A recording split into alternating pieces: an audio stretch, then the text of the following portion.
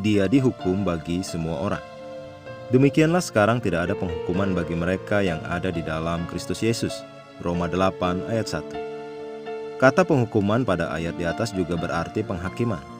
Penghakiman adalah bagian tak terpisahkan dari rencana Tuhan, meskipun beberapa orang tidak berpikir demikian. Alkitab dengan jelas mengungkapkan dua penghakiman utama bagi manusia. Yang pertama terjadi ketika Tuhan Yesus dihakimi atas dosa-dosa umat manusia di kayu salib. Yang kedua akan terjadi pada hari penghakiman, di hadapan tahta putih agung. Sebagian besar orang mengetahui yang kedua.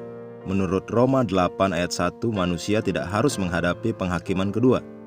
Ia dapat memperoleh kebenaran Tuhan dengan menerima kebenaran bahwa Yesus dihakimi baginya di kayu salib. Yesus menjadi korban bagi dosa kita dan membayar hukuman melalui kematiannya. Roma 3 ayat 24-26 berkata, kita telah dibenarkan secara cuma-cuma oleh kasih karunia-Nya melalui penebusan yang ada di dalam Kristus Yesus. Kristus Yesus telah ditentukan Allah menjadi jalan pendamaian karena iman dalam darah-Nya.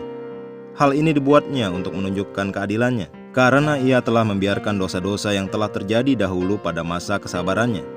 Maksudnya ialah untuk menunjukkan keadilan-Nya pada masa ini, supaya nyata bahwa Ia benar, dan juga membenarkan orang yang percaya kepada Yesus. Terpujilah Tuhan.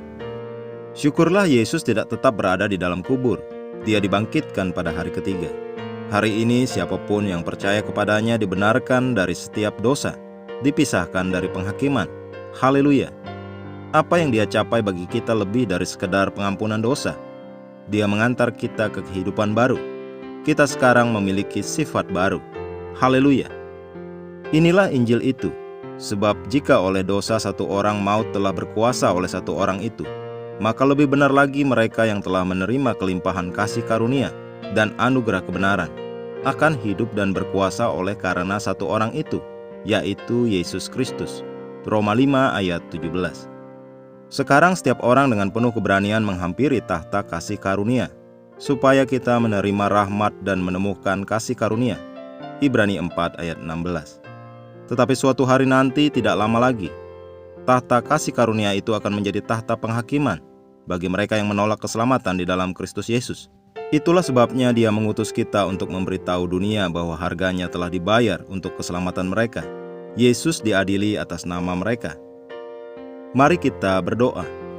Bapa kebenaran, betapa bersukacitanya mengetahui bahwa Yesus menjadi korban bagi dosa-dosa dunia dan membayar hukuman melalui kematiannya secara penuh.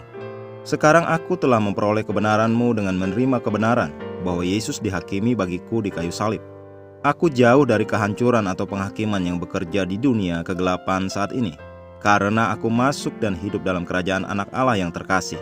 Amin.